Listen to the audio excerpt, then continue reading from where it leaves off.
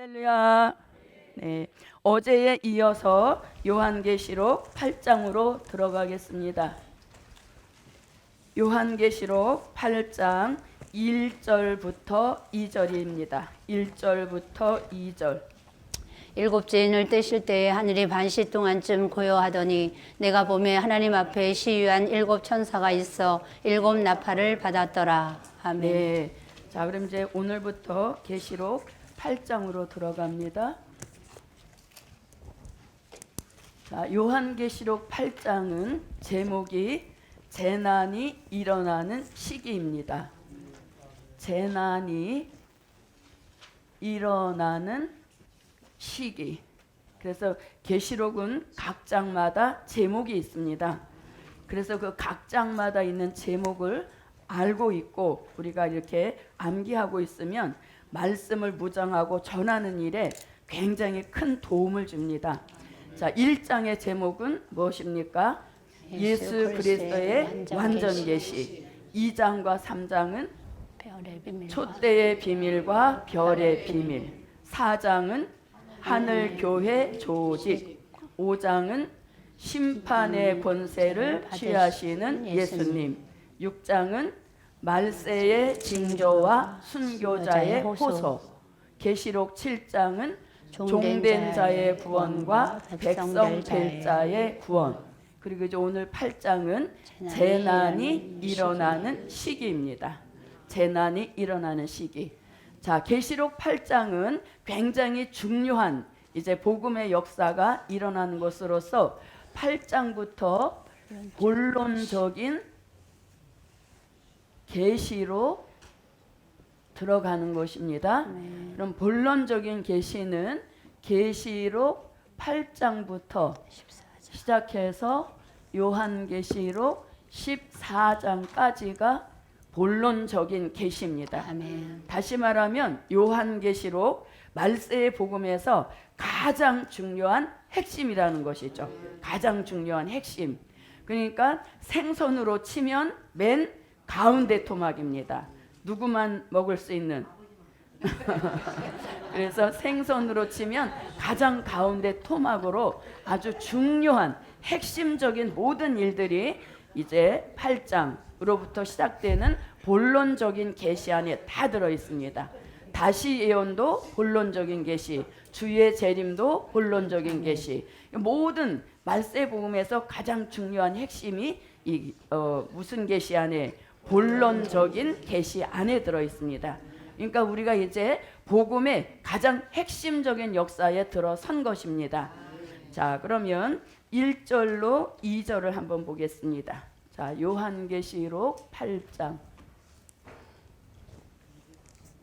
자, 8장을 들어가기 전에 요한계시록 8장을 이제 내용으로 이렇게 조금 더 세분화해 보면 내용을 세 가지로 다루고 있습니다. 계시록 8장 안에 1장부터 13절까지 해서 내용을 세 가지로 구분해 볼 수 있습니다. 자, 그 하나는 어떻게 구분해 보는가 하면 요한계시록 8장 3절로 5절을 하나의 내용으로 묶어 볼 수 있고 그 다음에 요한계시록 8장 6절부터 12절까지 묶어볼 수 있고 그 다음에 요한계시록 8장 13절 이렇게 계시록 8장에서는 내용을 세 가지로 다루고 있는 겁니다. 그러면 계시록 8장 3절로 5절은 뭡니까? 기도에 대한 말씀을 다루고 있죠. 그리고 6절부터 12절 그리고 여기는 1절부터 2절도 포함이 됩니다. 그러면 계시록 8장 6절로 12절에서는 이제 나팔 부는 역사를 말씀합니다. 몇째 나팔부터 몇째 나팔까지? 첫째 나팔부터 넷째 나팔까지 8장에서 부는 역사가 있습니다. 그래서 6절부터 12절 그리고 1절과 2절은 나팔에 관한 말씀으로 내용을 하고 있고 그 다음에 계시록 8장 3절에서는 앞으로 큰 화가 오는데 그 화가 3번 온다 하여서 이를 3대 화라고 하는 것입니다. 그래서 계시록 8장은 내용은 짧습니다. 1절부터 13절까지. 그런데 내용을 총 3가지로 이렇게 묶어서 나누어 볼 수 있습니다. 계시록 8장 3절 5절은 기도에 대한 말씀, 분량을 채우라는 것입니다. 또 6절부터 12절과 1절로 2절은 나팔 부는 역사, 그 다음에 8장 13절은 끝절로서 3대 화에 대한 말씀을 다루고 있습니다. 그래서 계시록 8장은 이렇게 내용적으로 보면 3가지 내용으로 다루고 있음을 알 수 있습니다. 자, 그럼 이제 계시록 8장 1절을 들어가 보겠습니다.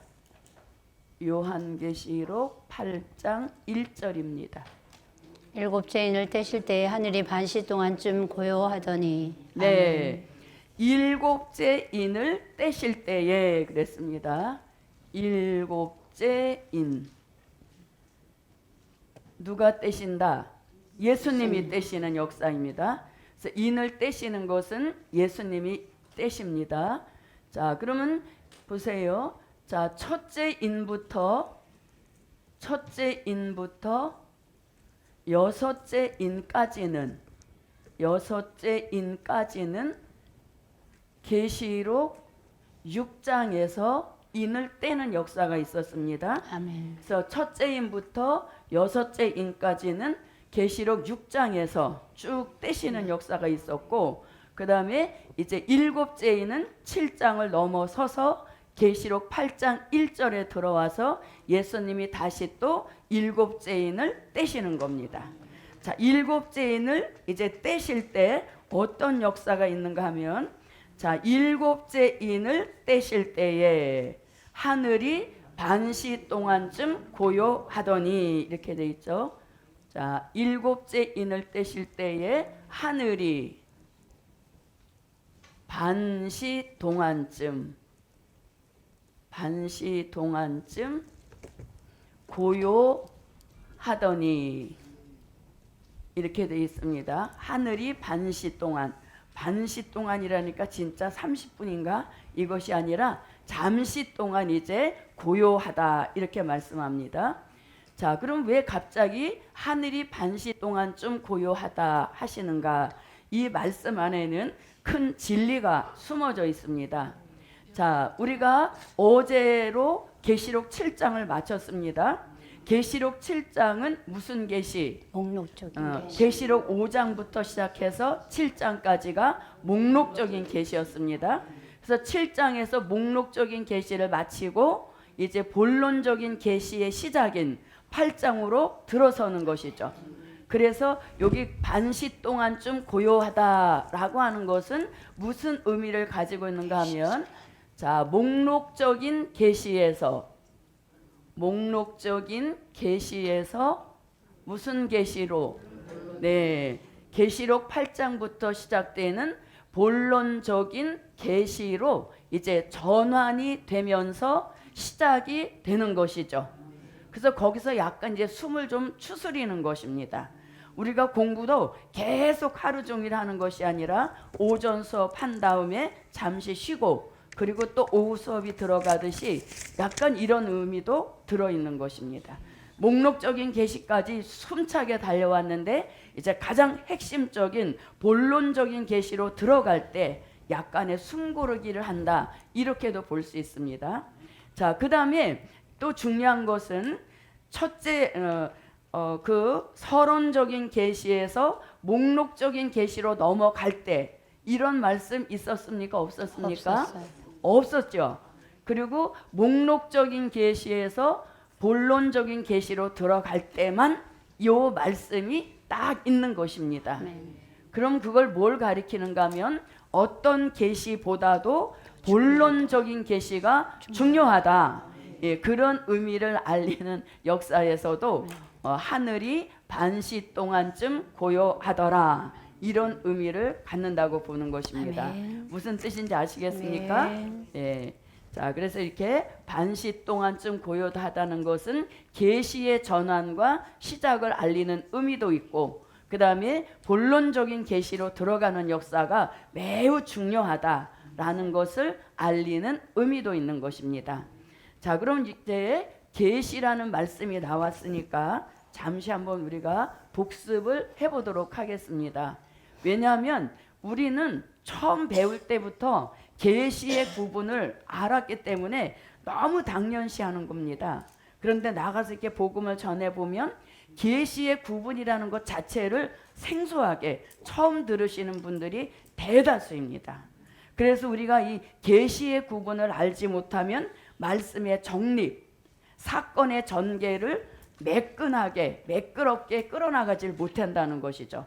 그래서 계시의 구분이 돼야 사건의 전개를 순서대로 끌어나갈 수 있는 그런 역사가 계시의 구분인 것입니다. 그래서 이게 굉장히 중요한 겁니다. 자, 그러면 계시의 구분을 한번 보겠습니다. 자, 어떤 책이든지 항상 뭐가 먼저 나옵니까? 서론이 먼저 나옵니다. 그래서 이것을 우리도 요한계시록에서 서론적인 계시라고 하는 것입니다. 말세복음을 이제 열어가는 첫 번 서론이라는 것입니다. 서론적인 계시는 요한계시록 1장부터 시작해서 요한계시록 4장까지가 무슨 계시다? 서론적인 계시. 그래서 1장부터 4장에서 일어나는 어떠한 일도 무엇에? 서론인 것이지 그 말씀에서 이루어지는 역사가 아니라 이것은 서론적인 계시로 목록도 내다볼 수 있고 본론도 내다볼 수 있고 결론도 내다볼 수 있는 아주 다양한 그런 역사가 서론적인 계시인 겁니다. 자, 그 다음에 서론적인 계시 다음에 무슨 계시입니까? 목록적인 계시입니다. 예, 서론이 있으면 이제 목록도 있다는 얘기인 것입니다. 그러면 목록적인 계시는 요한계시록 5장으로부터 시작해서 요한계시록 7장까지가 무슨 계시? 목록적인 계시예요. 그래서 이 목록적인 계시가 깨달아지지 않으면 사건이 막 혼돈이 생기죠. 뒤죽박죽 섞여버린다는 겁니다. 예를 들어서 어제 우리가 계시록 7장을 공부했는데 계시록 7장 15절로 16절은 무슨 말씀? 보호처에 대한 말씀을 목록적인 계시로 내다본 것입니다. 그것이 본론적인 반복적인 계시 15장에 가서 이루어지는 것이죠. 그리고 17절에서 생명수 샘 또 눈물을 씻겨주신다. 이런 말씀은 또 어디를 내다본 것? 결론적인 계시를 내다본 거죠. 그러니까 그 계시의 구분이 안 되면 야, 여기서도 생명수 샘으로 마신다고 하고 또 22장에 가서도 생명수 얘기가 나오니 이게 도대체 무슨 얘기냐 헷갈린다는 얘기인 거죠. 그런데 7장 17절에서 말씀하시는 것은 결론적인 22장을 내다본 무슨 계시다? 목록적인 계시란 얘기인 겁니다. 그래서 이게 구분이 안 되면 막 실타래게 엉킨 것 같아요. 그래서 이거 계시의 구분을 아시냐고 이렇게 여쭤보면 거의 모든 분들이 금시초문인 것을 알 수 있죠.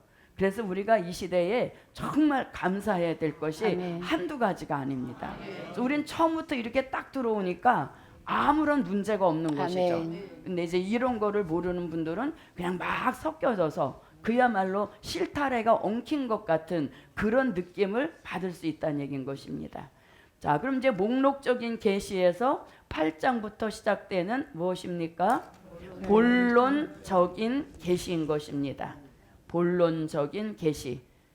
말세 복음에서 핵심적인 굵직굵직한 역사가 다 본론 안에 들어있다는 얘기인 것이죠. 그래서 본론적인 계시는 요한계시록 8장부터 시작해서 요한계시록 14장까지가 본론적인 계시인 겁니다. 그래서 본론적인 계시 안에서 이제 나팔 부는 역사가 있게 되는 것이죠. 그래서 이 말세 복음은 나팔 부는 것으로 시작을 해서 나팔 불면서 진행이 되고 나팔 불면서 마치는 이런 역사가 다 본론적인 계시 안에 들어있는 것입니다. 자, 그럼 이제 본론이 끝나고 바로 어디로 안 가고 결론으로 가지 않고 무엇이 중간에 껴 있습니까? 네, 반복적인 계시가 들어가 있는 겁니다. 이게 굉장히 중요합니다. 반복적인 계시가 자 보십시오. 요한계시록 15장부터 시작해서 요한계시록 19장까지가 장장 5장이나 되는 많은 분량을 다 어디에 반복적인 계시. 네, 반복적인 계시에 해당이 되는 겁니다. 그래서 반복적인 계시를 알지 못하면 15장에도 16장에도 17, 18 계속 심판의 얘기만 나오니까 이게 도대체 심판이 끝도 없구나 이렇게 이제 생각이 드는 겁니다. 그래서 심판에 대한 역사를 5장에 할애하면서 계속 반복적으로 해놓고 계시기 때문에 요걸 아는 사람들은 14장 1절에 시온산 강림 심판을 이렇게 자세하게 심판의 대상은 무엇이고 심판하시는 방법은 무엇이고 또 심판의 대상 중에서도 잘못 믿은 교회는 이렇게 심판하시고 아예 믿지 않은 바벨 세상은 이렇게 심판하시는구나 하는 것을 반복적인 계시를 통해서 알 수 있다는 얘기인 것입니다. 이게 너무너무 중요한 겁니다. 자, 그 다음에 이제 뭡니까? 결론적인 계시입니다. 이 결론적인 계시는 요한계시록의 결론인 것도 맞지만 또 66권 창세기로부터 쭉 이끌어오신 하나님의 그 원대한 역사의 수레바퀴가 완전히 결론을 짓는 그러한 결론적인 계시이기도 한 것입니다. 그래서 요한계시록의 결론뿐만 아니라 66장을 다 결론 짓는 그 말씀을 우리는 요한계시록 20장부터 시작을 해서 요한계시록 끝장입니다. 22장까지가 결론적인 계시입니다. 그래서 요거가 딱 쓰면 헷갈릴 일이 없고 이게 구분이 안 되면 교통 정리가 안 된 겁니다. 그래서 이게 딱 정리가 되면 이 머릿속에서 말씀을 들을 때 교통 정리가 딱딱 이루어지죠. 아멘. 그러니까 전할 때도 쉽게 전하는 겁니다. 왜? 나한테 이미 교통 정리가 딱 되어 있어서 이 말씀이 정립이 되어 있기 때문에 전할 때 내가 힘들지가 않은 것입니다. 그리고 듣는 사람들도 딱딱 정립된 말씀을 딱딱 넣어주시니까 우리는 그냥 뭐만 하면 됩니까? 아멘만 하면 되는 겁니다. 그래서 저는 아까도 181장 그 찬양할 때 가슴이 엄청 뭉클했어요. 왜냐하면 늘 부르는 찬양인데 오늘 새삼 이 찬양의 가사 그 한자 한자가 주의 종의 피와 눈물과 땀이로구나. 무릎으로 살아오신 그 역사에 가사 한자 한자가 탄생이 됐구나. 그걸 생각하니까 진짜 콩끝이 찡해지는 거예요. 예. 그래서 우리는 그냥 아멘 아멘만 하고 이해하고 깨달으면 이 말씀의 정립이 그대로 이루어지는 역사인 것이죠. 그래서 굉장히 중요합니다. 그리고 181장이 우리 교회가 청담동 지하에 있을 때 작곡이 처음 나왔습니다. 그리고 그때 이제 선지학교 수업이 있었는데 그때 이제 수업을 진행하시면서 181장 이게 새로 나왔으니까 불러보자 이렇게 하셔서 이제 불렀습니다. 근데 엄청 가사가 은혜로웠죠. 근데 이제 주의 종이 하시는 말씀이 1절, 2절, 3절, 4절, 5절 중에서 어떤 가사가 제일 마음에 와 닿느냐고 이렇게 공부하는 생도들한테 여쭤보셨어요. 근데 이렇게 보니까 뭐 다 좋으니까. 근데 이제 목사님 하시는 말씀이 목사님은 5절이 가장 마음에 와 닿는다 하시더라고요. 5절 가사가 뭐예요?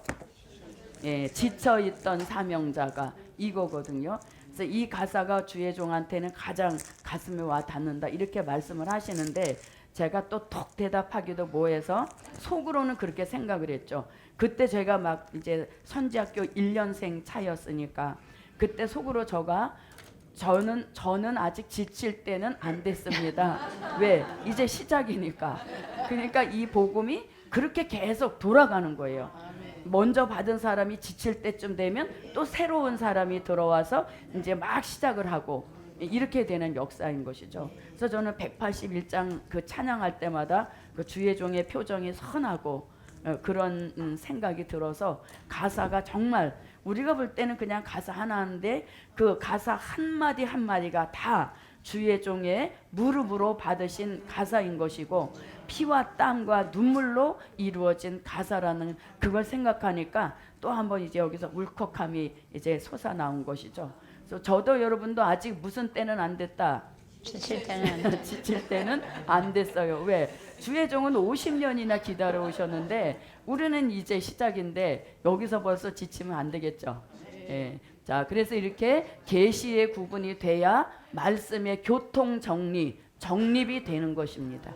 계시록은 사건의 연속인데 1장 일어나고 2장 일어나고 3장 일어나고 순서 배열이 아니에요. 막 섞어 놓은 겁니다.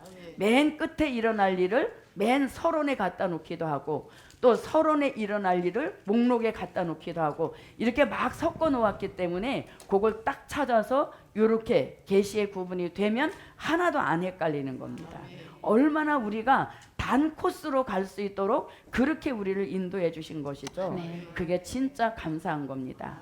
그런데 이제 계시의 구분도 이렇게 과정이 있는데 우리가 말씀을 깨달아 가는 과정에도 요 순서대로 깨달아 가는 과정이 이루어지는 겁니다. 다시 말하면 복음을 받아서 서론적인 계시로 깨닫는 단계가 있다는 겁니다. 서론적인 계시로 깨닫는 단계. 그러니까 서론적인 계시는 뭡니까? 아, 말세복음 요한계시록이 이런 거로구나 하면서 알 것도 같고 모를 것도 같고 긴가 민가 맞나 틀리나 요 단계가 무슨 계시? 서론적인 계시예요. 이제 막 말씀이 이렇게 열려서 눈이 실눈같이 이렇게 띄어진 그런 단계가 바로 서론적인 계시라는 것입니다. 자, 그런데 이제 서론적인 계시의 깨달음 그 단계를 넘어서서 이제 어디로 진입을 해야 됩니까? 목록적인 계시로 깨닫는 단계에 이제 들어와야 되는 거죠. 그러면 목록적인 계시로 깨닫는 단계를 가장 잘 이해하기 쉬운 게 뭐냐면 아는 체를 한다는 겁니다. 아는 체. 그러니까 예를 들어서 주의 종이 하나님의 나라는 마태복음 6장 10절 이렇게 하면 벌써 그 다음에 나가죠. 뭐라고? 마태복음 6장 31절 33절 하면서 본인이 막 이렇게 톡톡톡톡 말 대답을 하는 단계가 무슨 계시라고? 목록적인 계시란 얘기인 거예요. 그래서 우리가 여기 목록적인 계시에 들어오면 자꾸 아는 체를 해서 누가 이제 새로운 분이 오시면 막 끌고 가서 일로 와봐 하면서 이게 주의 종 그대로 제가 여러분한테 알리는 거예요. 그대로. 그래서 요게 더 자세히 하려면은 269차예요. 269차를 찾아보시면 요 설명이 너무 잘 돼 있습니다.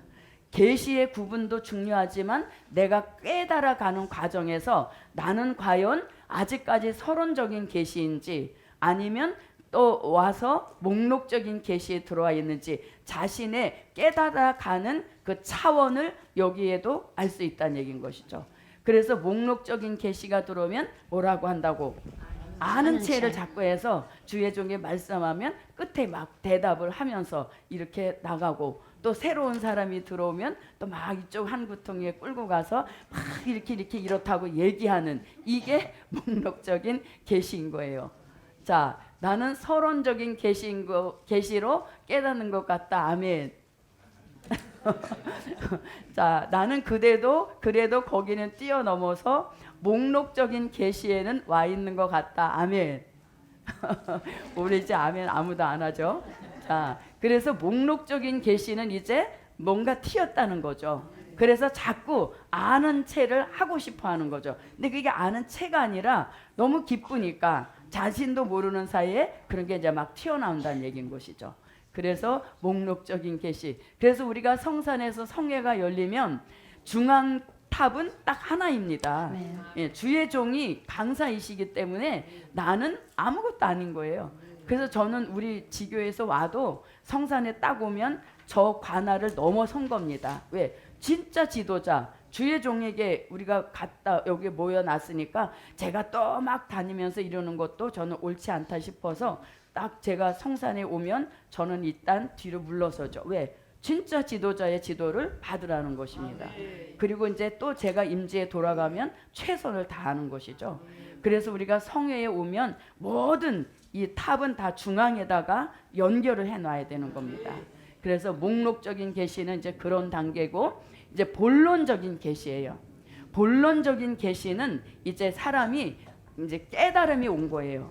그래서 이제 본론적인 계시가 오면 사람이 중량감이 생기고 진중해지는 겁니다.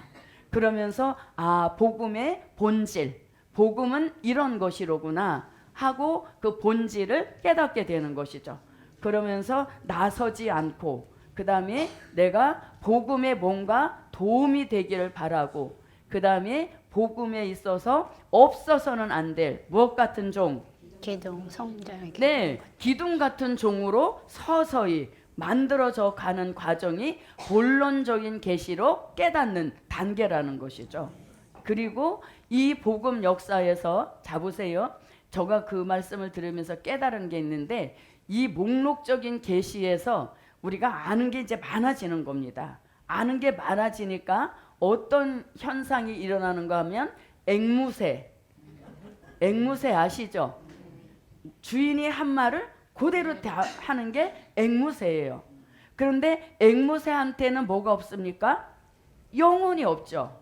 예, 앵무새는 영혼이 없어요.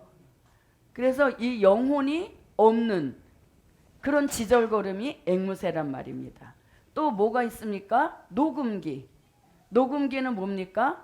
녹음해서 버튼만 누르면 그대로 해내는 게 녹음기죠. 그럼 녹음기에는 뭐가 없습니까? 생명이 없는 겁니다. 네.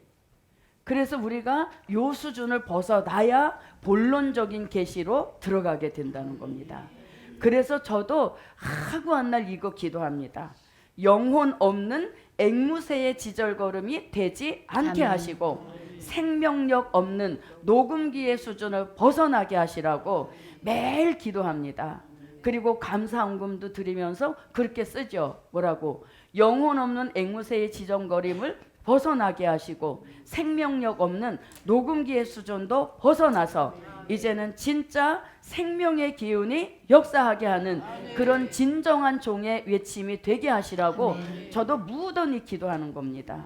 예. 그래서 이런 단계가 바로 목록적인 계시라는 거예요. 그런데 이제 여기서 이걸 벗어나면 본론적인 계시에 들어와서 내가 이제 복음 앞에 아까울 것이 없고 진짜 백마의 사상이 철저히 부장돼서 복음에 올인을 하고 여기에 모든 것을 다 쏟아 놓아도 아깝지 않을 정도가 된 그런 역사가 본론적인 계시인 겁니다. 아멘. 그래서 본론적인 계시에 딱 들어오면 기둥이 됐다는 그런 느낌을 받는 겁니다. 그래서 기둥이 되면 흔들림이 없는 겁니다. 아멘. 동요됨도 없고 아멘. 또 치우침도 없고 누가 감히 흔들려고 하지도 않아요. 아멘. 사람이 시답지 않으니까 흔들어 보는 겁니다. 그래서 흔들리고 있다는 것은 상대방의 잘못이 아니라 내가 아직도 그렇게 미약해 보이기 때문에 흔들림의 대상으로 그게 포착이 됐다는 얘기인 거죠. 그래서 여기에 딱 들어오면 절대 시험도 들지 시험에 들었다 할지라도 표를 내지 않는 것입니다. 그런 게 이제 본론적인 계시로 깨달아가는 역사라는 것이죠. 그래서 여기 목록적인 계시에서는 그냥 동요되고 흔들리고 시험에 들고 그냥 나 시험에 들었어 나 배에서 쓰게 돼 이런 것을 교인 전체가 다 알게끔 요란 뻑적지근한 것은 아직 목록적인 계시에 있다는 것입니다. 그래서 저도 무던히 이걸 놓고 매일 기도합니다. 때로는 감사헌금에 그렇게 쓰죠. 예, 영혼 없는 앵무새의 지절걸음이 되지 않게 하시고 생명력 없는 녹음기의 수준을 벗어나서 진짜 사람에게 생명의 기운을 끼치고 살릴 수 있는 그런 생명의 기운이 역사하는 사람 되게 하시려고 무던히 기도하는 겁니다. 그래서 이 단계를 넘어서면 이제 본론적인 계시에 들어와서 이제 믿어주는 그런 역사가 있게 되고 복음 역사에 올인 복음이 최우선적으로 선택되는 그런 삶을 사는 단계가 무엇이다? 본론적인 계시. 본론적인 계시예요. 그럼 나는 본론적인 계시에는 들어온 것 같다. 아멘. 네, 자, 그 다음에 이제 본론적인 계시에서 맞춰지면 안 되고 반복적인 계시로 이제 무장이 무한한 반복을 이루어야 되는 겁니다. 자, 보세요. 히브리 민족이 이제 광야에 나와서 자기네들이 준비해 온 양식이 떨어졌을 때 하늘로 만나를 내려주셨습니다. 그런데 만나를 내려주셨을 때 처음에 먹을 때 막 허겁지겁하고 먹었잖아요. 허겁지겁하고 먹다가 계속 만나를 내려주니까 그거에 이제 실증이 나가지고 이거 말고 다른 거 주십시오. 막 그렇게 또 데모했잖아요. 누구한테?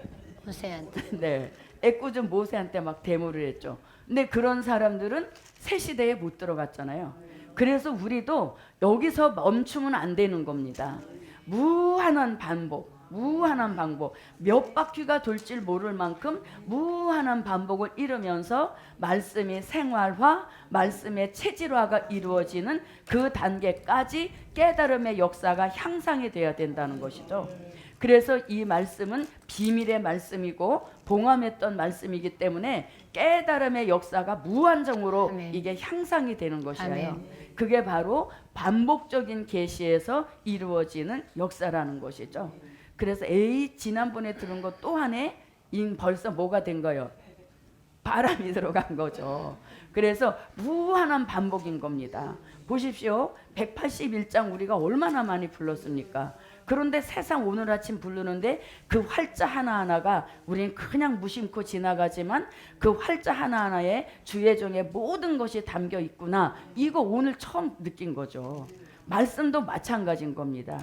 1장부터 22장까지 수없이 훑어왔지만 모르는 것이 또 발견이 되는 아멘. 역사, 깨달음이 또 새롭게 되면서 아멘. 자신의 영계가 무한한 이 향상의 역사를 가져오는 것이죠. 아멘. 그게 바로 반복적인 계시를 통해서 우리 말씀 무장이 향상되게 하시는 이런 역사인 겁니다. 아멘. 그리고 이제는 뭡니까? 결론. 딱 결론에 도달해서 이제는 말세 복음이라 하면 종횡무진, 이게 성경이 없고 참고서가 없어도 정말 이제 모든 것을 완벽하게 해낼 수 있는 그런 역사가 결론적인 계시인 것이에요. 아멘. 그래서 제가 이렇게 살짝 전했지만 저도 같이 배우며 가는 입장이라 실질적 표현을 못했습니다.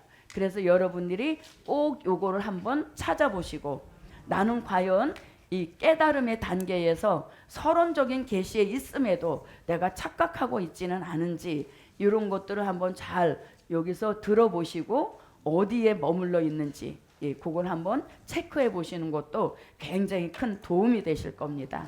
그래서 몇 장 몇 장 이것도 중요하지만 자기가 어느 단계에서 멈추고 있는지 착각하고 있는지 이걸 바로 깨달으라는 이런 말씀이 269차에서 주신 말씀입니다. 재미있죠? 근데 재미로만 되는 것이 아니라 진짜 저도 여러분도 차근차근 단계별로의 깨달음이 저와 여러분에게 함께 하시기를 바랍니다. 자, 그럼 이제 2절로 한번 들어가 보겠습니다. 자, 2절 계시록 8장 2절입니다. 내가 보매 하나님 앞에 시위한 7 천사가 있어 7 나팔을 받았더라. 아멘. 네. 자, 그럼 이제 내가 봄에 이제 사도 요한이 보는 겁니다. 하나님 앞에 시위한 7 천사가 있어 7 나팔을 받았더라. 이렇게 합니다. 하나님 앞에 시위한 몇 천사?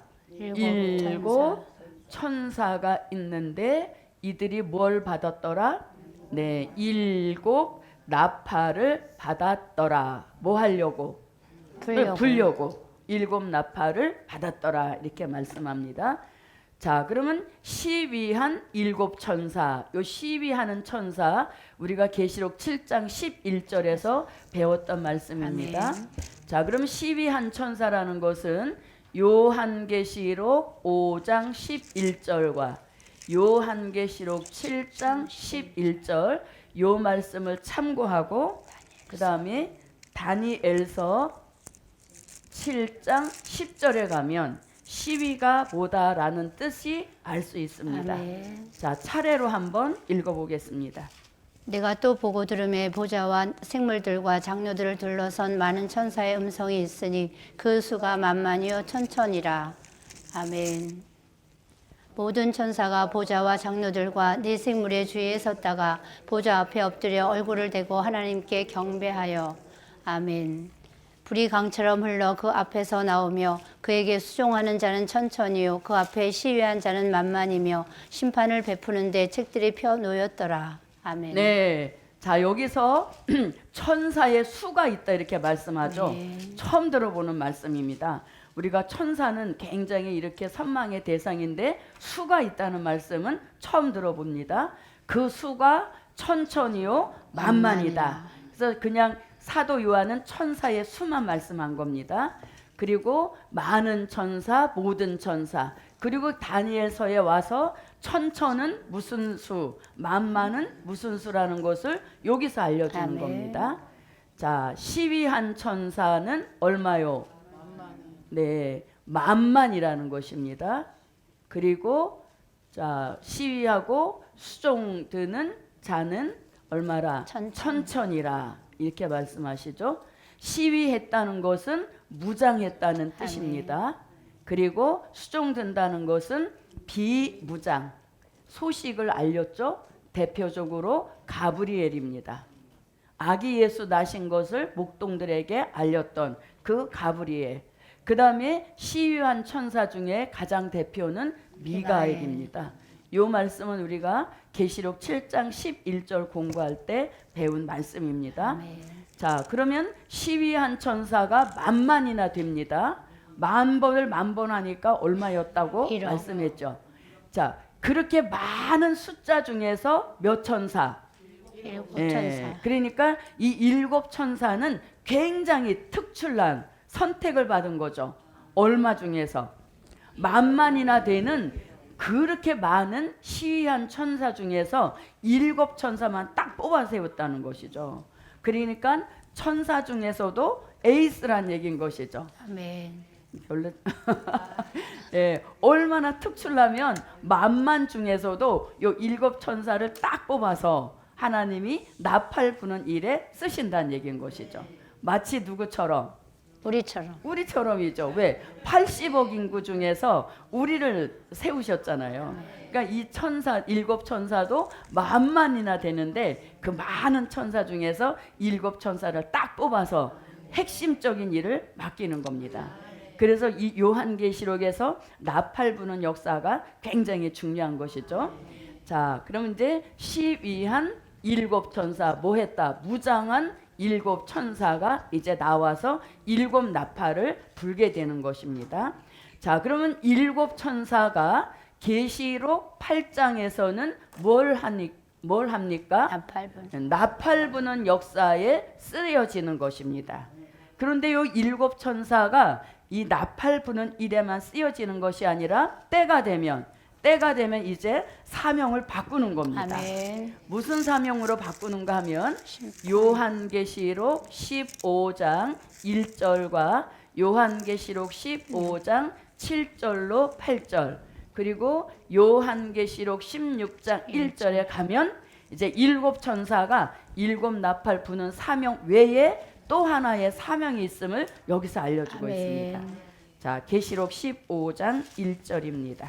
또 하늘에 크고 이상한 다른 이적을 보매 7 천사가 7 재앙을 가졌으니 곧 마지막 재앙이라 하나님의 진노가 이것으로 마치리로다. 네, 아멘. 7 재앙을 가진 7 천사 이렇게 말씀하죠. 그 재앙에 대한 말씀 7절로 8절에서 또 나옵니다. 네 생물 중에 하나가 세세에 계신 하나님의 진노를 가득히 담은 금대접 7을 그 7 천사에게 주니 하나님의 영광과 능력을 인하여 성전의 연기가 차게 되매 7 천사의 7 재앙이 마치기까지는 성전에 능히 들어갈 자가 없더라. 네. 아멘. 자, 뭐라고 하는가 하면 15장 1절에서는 7 천사가 7 재앙을 가졌다 이렇게 하죠. 그 다음에 7절로 8절에서는 7 재앙을 어디다 담았다? 금대접. 네, 금대접 7에다가 이 재앙을 담았다는 겁니다. 그래서 7 천사가 7 대접을 하나씩 나누어서 받았는데 그 대접 안에는 재앙이 가득 차 있다는 것이죠. 그래서 이렇게 재앙을 쏟는 일에도 일곱 천사가 쓰여지는 것입니다. 아멘. 자, 그러면 이제 쏟는 거는 여기 가서 16장 1절에 가서 일곱 재앙, 대접을 하나씩 쏟게 되는 겁니다.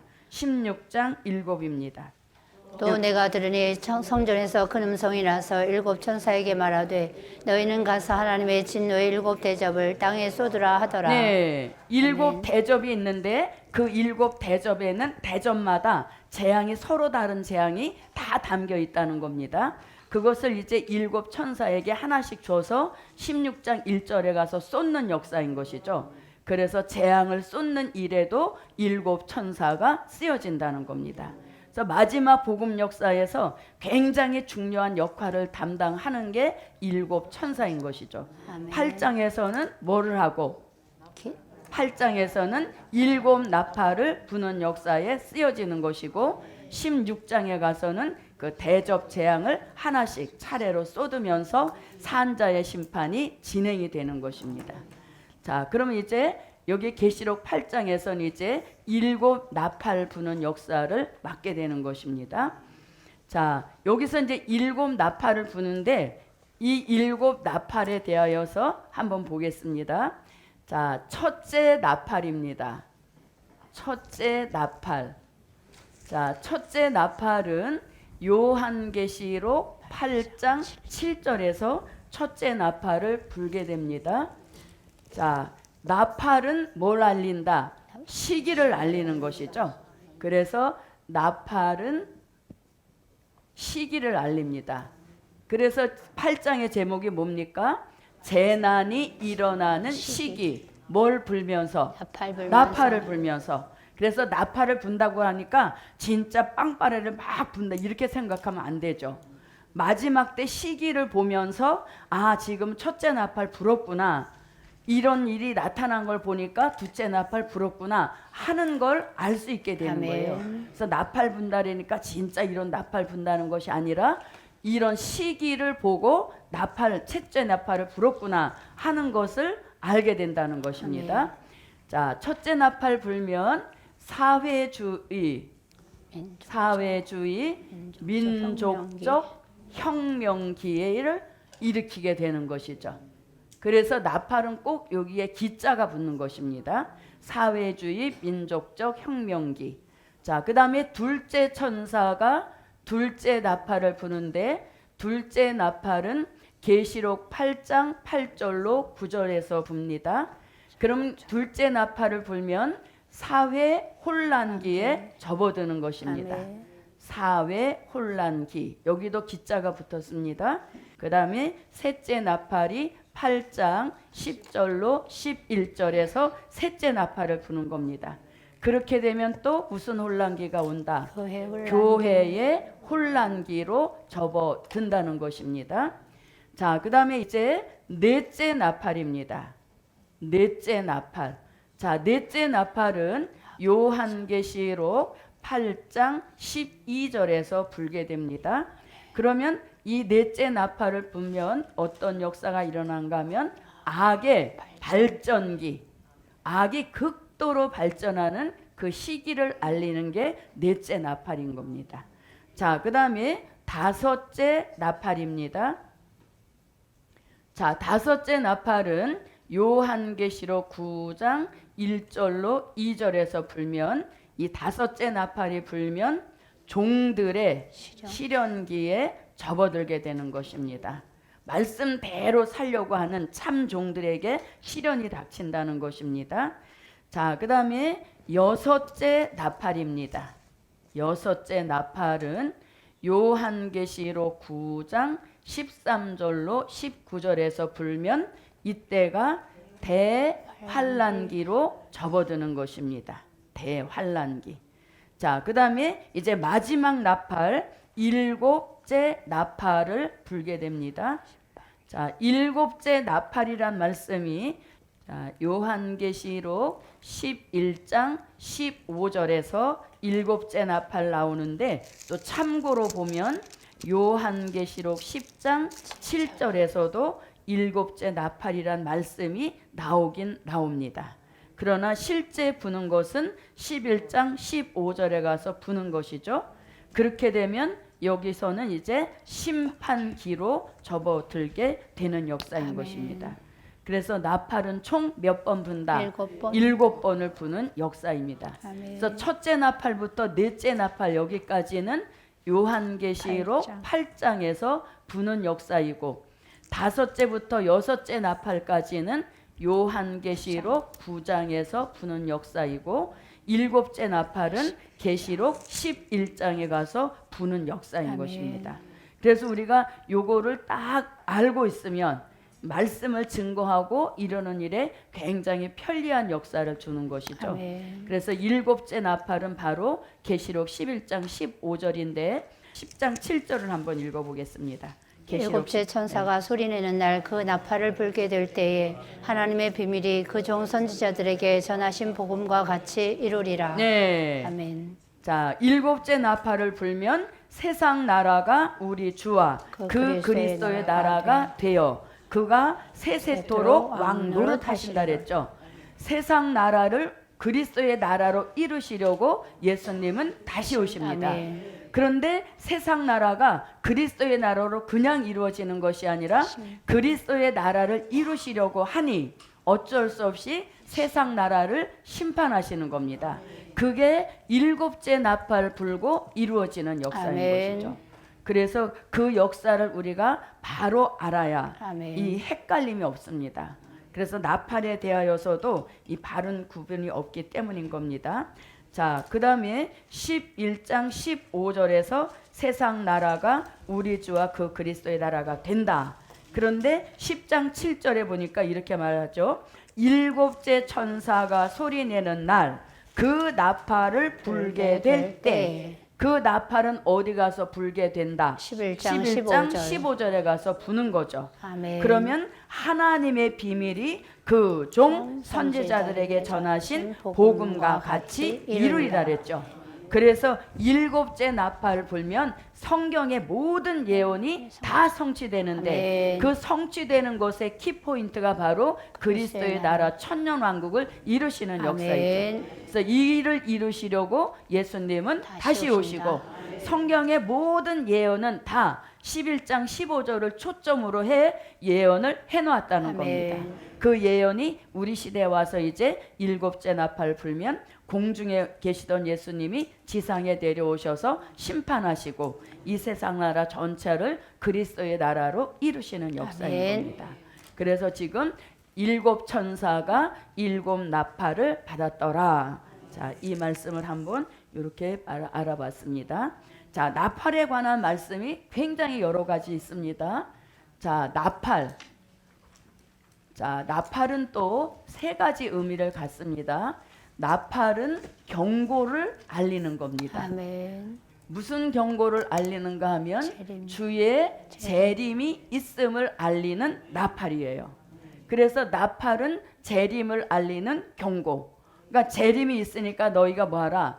자던 잠에서 깨어나라는 역사인 거죠. 그래서 재림을 알리는 경고에도 나팔 부는 역사입니다.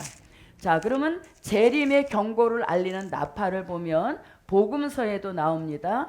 마태복음 24장 30절로 31절에서 나팔 부고 주의 재림 있음을 알립니다. 그때 인자의 징조가 하늘에서 보이겠고 그때 땅의 모든 족속들이 통곡하며 그들이 인자가 구름을 타고 능력과 큰 영광으로 오는 것을 보리라. 저가 큰 나팔 소리와 함께 천사들을 보내리니 저희가 그 택하신 자들을 하늘 이 끝에서 저 끝까지 사방에서 모으리라. 네, 재림을 알리는 나팔입니다. 자, 그 다음에 바울도 서신서에서 나팔, 재림을 알리는 나팔을 말씀합니다. 데살로니가 전서 4장 16절로 17절에서 나팔을 불고 주의 재림이 공중에 있음을 알립니다. 주께서 후령과 천사장의 소리와 하나님의 나팔로 친히 하늘로 쫓아 강림하시리니 그리스도 안에서 죽은 자들이 먼저 일어나고 그 후에 우리 살아남은 자도 저희와 함께 구름 속으로 끌어올려 공중에서 주를 영접하게 하시리니 그리하여 우리가 항상 주와 함께 있으리라. 네, 아멘. 재림에 있을 때 주께서 호령과 천사장의 나팔 이야기 나옵니다. 자, 그 다음에 또 바울의 이 나팔 부는 역사가 고린도전서 15장 51절로 54절에서도 나팔 불 때 주의 재림을 영접할 대상 두 부류를 말씀하고 있습니다. 보라 내가 너희에게 비밀을 말하노니 우리가 다 잠잘 것이 아니요 마지막 나팔에 순식간에 호련히 다 변화하리니 나팔 소리가 나매 죽은 자들이 썩지 아니할 것으로 다시 살고 우리도 변화하리라. 이 썩을 것이 불과 불 썩지 아니할 것을 입겠고 이 죽을 것이 죽지 아니함을 입으리로다. 이 썩을 것이 썩지 아니함을 입고 이 죽을 것이 죽지 아니함을 입을 때에는 사망이 이김에 삼킨 바 되리라고 기록된 말씀이 응하리라. 네. 아멘. 그래서 이렇게 바울도 나팔 불고 주의 재림이 있음을 알리고 있습니다. 그래서 우리가 잘 보십시오. 자, 재림, 다시 말하면 종말론, 재림에 대한 종말론은 세 가지로 봅니다. 하나는 복음서의 종말론입니다. 예수님 친히 말씀하신 복음서의 종말론. 자, 그 다음에 데살로니가 전서, 고린도 전서는 누구? 바울의 종말. 바울의 종말론입니다. 바울이 기록한 종말론입니다. 그 다음에 요한계시록. 자, 요한계시록에서도 뭘 증거하고 있습니까? 종말론을 알리고 있죠. 이것은 사도 요한의 계시록을 통해 알리는 종말론, 재림에 대한 말씀인 것입니다. 그래서 이렇게 종말론에는 세 가지를 들 수 있어요. 아멘. 예수님 친히 말씀하신 복음서의 종말론, 그 다음에 바울이 자기가 쓴 서신서에다가 나팔 불고 오는 역사를 이렇게 말씀했으니 이것을 우리는 바울의 종말론이라고 합니다. 그리고 사도 요한이 요한계시록 1장부터 22장까지 기록한 사도 요한의 종말론이 있다는 것이죠. 아멘. 그런데 이제 이게 다 종말론이지만서도 특징을 가지고 있습니다. 아멘. 어떠한 특징을 가지고 있냐면 바울의 종말론은 에베소서 3장 3절로 4절을 한번 참고해 보겠습니다. 바울의 종말론은 어디까지 깊이 다루고 있는지 그거를 에베소서 3장 3절로 4절에서 알려주고 있습니다. 곧 계시로 내게 비밀을 알게 하신 것은 내가 이미 대강 기록함과 같으니 이것을 읽으면 그리스도의 비밀을 내가 깨달은 것을 너희가 알 수 있으리라. 네, 아멘. 바울은 본문에서 두 가지 이야기를 합니다. 하나는 계시에 대한 말씀을 얘기합니다. 아멘. 자, 하나는 계시. 자, 계시는 계시록 1장 1절에 보니까 예수 그리스도의 계시라. 아멘. 그랬는데 이 예수 그리스도의 계시는 어떻게 깨달았다? 대강. 네, 대강 깨달았다. 이렇게 말씀하고 있습니다. 그러나 그리스도의 비밀에 대해서는 내가 완전히 깨달은 것을 너희가 알 수 있다. 이렇게 말씀하죠. 그래서 이 바울은 계시에 대해서는 대강 기록했다는 겁니다. 그러니까 대강 기록했다는 건 뭐? 이 극히 일부분이란 얘기인 것이죠. 극히 일부분이지 재림론 종말론을 깊이 들어가지는 못했다는 거죠. 왜? 본인은 은혜 시대 종인 것을 확실하게 아는 겁니다. 어느 시대에서 어느 시대로? 율법 시대에서 은혜 시대로 전환한 대표적인 인물이 바울인 거죠. 그래서 율법 시대에서 은혜 시대로 전환하면서 율법 시대에 알고 있던 지식을 다 분토와 같이 버렸다. 이렇게 말씀하고 자기는 이제 그리스도의 비밀에 대해서는 내가 아주 완전히 깨달은 것을 너희가 알 수 있을 것이다 하면서 자신은 어느 시대 그리스도의 비밀을 알리는 은혜 시대 종인 것을 확실하게 알았죠. 그리고 본인은 이 계시에 대하여선 즉 마지막 종말론에 대해서는 대강 기록했을 뿐이다 라고 말한 거죠. 그러니까 사도 바울은 굉장히 솔직 담백한 이런 그 사도였음을 알려주는 것입니다. 우리는 보통 어때요? 모는 것도 아는 체에서 뻥튀기를 하는 게 보통인데 기름을 바람을 쫙 빼고 볼로만 딱 말해주죠. 내가 한 거는 대강했어. 그러니까 여기다 초점 맞추지 말어. 이런 말이 들어가 있는 거죠. 그런데 우리가 지금까지는 뭐예요? 이것만 알고 있었으니까 대강 기록한 거에다가 기준을 두고 2000년을 왔다는 얘기인 거죠. 그런데 이제 사도 요한의 종말론을 통해서 이 기준 잡았던 이 개념을 깨시는 거죠. 그게 어디 나오는가 하면 사도 요한은 요한계시록 1장 2절을 한번 보겠습니다. 요한은 하나님의 말씀과 예수 그리스도의 증거 곧 자기의 본 것을 다 증거하였느니라. 네, 사도 요한의 증거는 무슨 증거? 다 증거예요. 바울은 대강. 계시에 대한 것만큼은 대강이다. 그러니까 사도 요한은 별이면 별의 비밀을 다 증거했고, 촛대면 촛대에 대한 비밀을 다 증거했고, 인이면 인에 대한 비밀을 다 증거했고, 나팔이면 나팔에 대한 것을 다 증거했다는 아멘. 얘기죠. 그래서 우리가 지금까지는 이 사도 요한의 종말론을 몰랐기 때문에 여기다 기준을 두고 그게 단 줄 알았지만, 요한계시록이 개봉이 되면서 이제 이것은 다 증거했다. 아멘. 이런 말씀이죠. 그러니까 여기다 뭘 둬야 됩니까? 기준을 여기다 둬야 아멘. 되는 거죠. 기준을 두고 대강 기록한 바울의 재림론은 참고. 단지 참고예요. 그런데 참고가 기준이 되고 기준이 참고가 된 이런 종말론도 굉장히 많습니다. 근데 이거를 바로 잡아야 되는 것입니다. 아멘. 자, 요한계시록은 굉장히 정교해야 됩니다. 아멘. 아주 세밀하고 정교해야 됩니다. 왜냐하면 재림에서 종말론에서 가장 포인트는 재림. 주의 재림에 두는 것입니다. 그런데 주의 재림의 영접 기회, 주의 재림을 영접하는 기회는 인류 역사상, 기독교 역사상 단 한 번으로 아멘. 맞춰지는 겁니다. 영접의 기회가 또 주어지고 또 주어지는 것이 아니라 한 번의 기회로 딱 마치고 아멘. 끝이 나는 거예요. 그래서 그 한 번에서 빗갈려 가게 되면 다시 재림의 주를 영접할 기회가 또 돌아오지 않는 아멘. 겁니다. 그래서 초림의 주 영접은 2000년 전부터 지금까지 계속 영접의 기회가 주어졌지만, 이 재림의 주의 영접은 기독교 역사상 딱 한 번으로 맞춰지기 아멘. 때문에 그걸 놓치게 되면 재림의 주 영접은 물 건너 가는 것입니다. 아멘. 그래서 굉장히 중요한 거예요. 그런데 다 증거가 기준이 되고, 그 다음에 바울이 대강 기록한 것은 뭐가 되고 참고가 돼서 이게 조화를 잘 이룰 때 완벽한 종말론이 완성된다. 그래서 이거가 굉장히 중요한 겁니다. 다 증거한 거에 기준을 두느냐, 그냥 참고인데 여기다 기준을 두냐, 참고에다가 기준을 두고 이를 맞추니까 어긋난 일이 많이 발생이 된다는 얘기인 것이죠.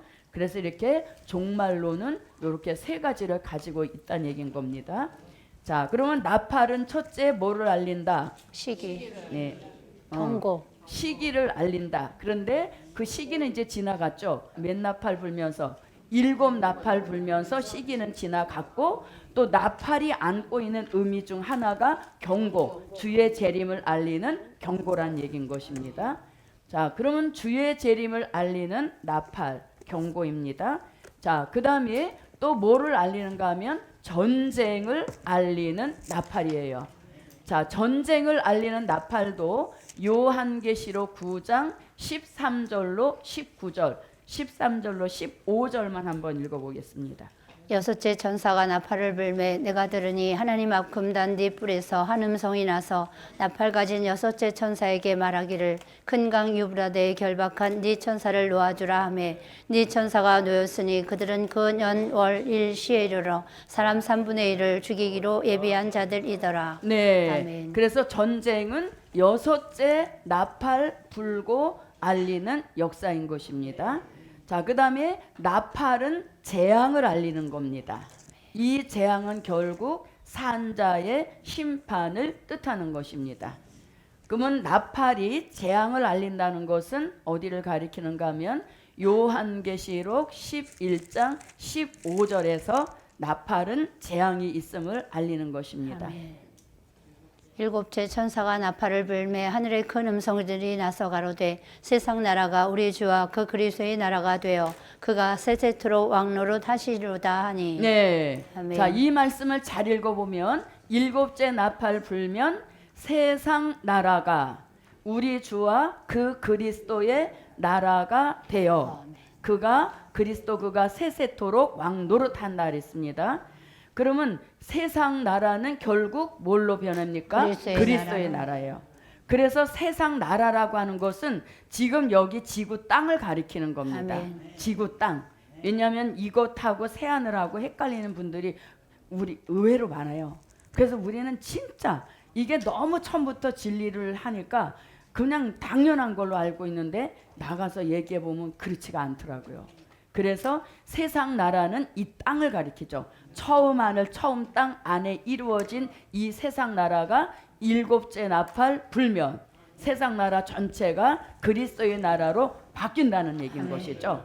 그러면 세상 나라가 그리스도의 나라로 이루기 위하여서 불갑을 하셔야 되는 게 심판이란 역사이죠. 아멘. 그 심판은 산자의 심판이고 심판하시는 방법이 7가지 재앙을 쏟으면서 심판하시면 이 세상 나라 전체가 그리스도의 나라로 이루어져서 그리스도 그가 세세토록 왕 노릇하시는 아멘. 이 나라를 이루시는 게 성경의 총 결론이란 얘기인 아멘. 것이죠. 그게 바로 일곱째 나팔 불고 이루어지는 역사인 겁니다. 아멘. 그래서 재앙을 알리는 나팔은 일곱째 나팔인 것이고 아멘. 그 다음에 주의 재림을 알리는 나팔은 다섯째 나팔을 알리는 역사인 것입니다. 그래서 다섯째, 여섯째, 일곱째 이 세 나팔을 합쳐서 요한계시록 8장 13절에 보면 앞으로 세 번의 나팔이 더 불려진다는 것이죠. 새 불나팔 소리를 이남이로다. 이렇게 해서 나팔의 의미를 또 이렇게도 한번 보는 것입니다. 계시록 8장 13절이 되겠습니다. 내가 또 보고 들으니 공중에 날아가는 독수리가 큰 소리로 이르되 땅에 거하는 자들에게 화가 있으리로다. 이 외에도 세 천사의 불나팔 소리를 이남이로다 하더라. 네, 계시록 8장 13절에서 새 불나팔 소리라 그랬죠. 그럼 요 세 천사의 불나팔 소리는 바로 다섯째 천사가 부는 다섯째 나팔, 여섯째 천사가 부는 여섯째 나팔, 일곱째 천사가 부는 일곱째 나팔. 그래서 세 천사의 불나팔 소리를 이남이로다 할 때 그 세 천사는 몇째 천사부터 다섯째, 여섯째, 일곱째 천사를 세 천사라고 했고 그 나팔을 분다는 얘기예요. 자, 그러면 보십시오. 이걸 이제 일컬어서 새 불나팔 소리라고 하는 것입니다. 그래서 나팔은 시기를 알려주기도 하지만 나팔의 의미는 이렇게도 한번 볼 수 있다는 얘기인 것이죠. 자, 그러면 자 고린도전서 15장으로 한번 와보겠습니다. 고린도전서 15장 51절부터 54절을 한번 보겠습니다.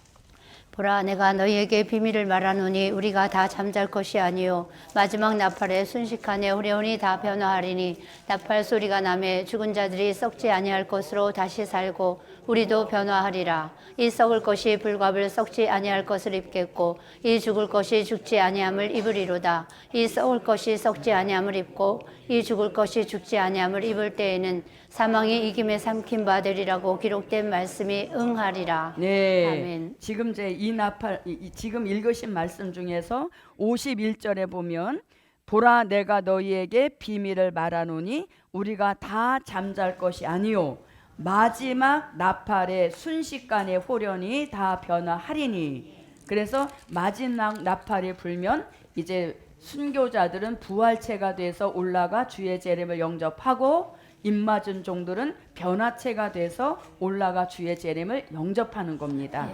그런데 이제 바울이 마지막 나팔 이렇게 했다고 해서 요거를 일곱째 나팔이라 생각을 하고 일곱째 나팔에 들림받아 올라간다는 이런 또 종말론을 주장하시는 분들도 있어요. 그런데 바울은 나팔에 대해서 아까 뭐라 그랬어요? 대강 기록했다 그랬죠. 그래서 바울의 그 종말론 서신서를 앞만 뒤져봐도 첫째 나팔부터 쭉 해서 일곱째 나팔까지 말하지 않았습니다. 그냥 마지막 나팔에 이렇게 한 거죠. 그런데 이거를 일곱째 나팔, 왜? 일곱째 나팔이 끝 나팔이니까 거기다가 초점을 맞춰서 일곱째 나팔 불고 들림받아 올라간다, 이렇게 하시는 분들이 간혹 있다는 얘기인 거예요. 그러면 요거하고 대조가 잘 되는 게 뭐냐면, 자, 마지막 나팔은 일곱째 나팔이죠. 그러면 일곱째 나팔 불고 어떤 일이 일어나는가, 그걸 봐야 되죠. 네. 그래서 일곱째 나팔 불고 일어나는 일이 고린도전서 15장에서 일어나는 일과 똑같다면 그거 마지막 나팔을 몇째 나팔로 봐도 돼요? 일곱째 나팔. 그렇죠. 일곱째 나팔로 봐도 되죠. 그러나 지금 고린도전서 15장에서 말씀하는 마지막 나팔 불고 일어나는 일과 11장 15절에서 실제 마지막 나팔, 일곱째 나팔 부는 역사와 틀리면 이거는 일곱째 나팔로 보면 안 된다는 아멘. 얘기인 것이죠. 자, 그러면 11장 15절로 가서 마지막 나팔, 일곱째 나팔 불면 어떤 일이 일어나는지를 비교해 보는 겁니다. 계시록 11장 15절입니다.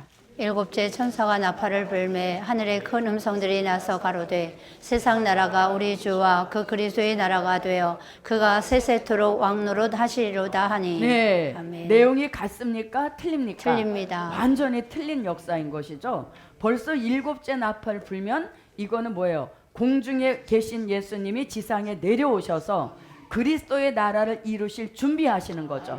그 준비가 뭡니까? 산자의 심판인 것이죠. 그래서 이렇게 나팔을 일곱째 나팔하고 마지막 나팔 부는 역사에 일어나는 일이 똑같으면 바울의 마지막 나팔을 일곱째 나팔이라고 봐도 무방한데, 이 내용이 서로 틀리기 때문에 바울의 마지막 나팔을 일곱째 나팔로 보면 안 되고 마지막 때 부는 나팔을 그냥 그렇게 말한 거죠. 몇째다 몇째다 이렇게 한 게 아니란 얘기인 것입니다. 자, 보십시오. 자, 일곱째 나팔은 여기서 부는 역사예요. 그래서 다섯째 나팔을 불게 되면 흑암의 시대가 오는 겁니다. 자, 그러면서 주의 재림을 기준으로 해서 전 3년 반, 후 3년 반. 그래서 재림을 여기 기준에다 놔야만 전이다 후다 이런 말을 쓸 수가 있는 거예요. 그런데 재림을 여기다 두는 사람도 전 3년 반, 후 3년 반 이런 말을 쓴단 말입니다. 재림을 여기다 두면 전 3년 반, 후 3년 반이 이렇게 돼야 되는데 그러면 말이 안 되잖아요. 그래서 재림을 딱 기준으로 해서 전 3년 반, 후 3년 반이 되는 겁니다. 그래서 전 3년 반 동안 다시 예언해서 살릴 사람을 살려서 예비처로 인도해 놓고 나면 이제 들림받는 역사가 있게 되는 것이죠. 그래서 다섯째 나팔 끝에 여섯째 나팔 불기 직전에 그 시에 우리는 뭡니까? 이리로 올라오라는 음성을 듣고 이때 올라가는 거예요. 올라가서 주의 재림을 영접하는 겁니다. 그러니까 다섯째 나팔 끝에 영접의 역사가 있게 되는 것이죠.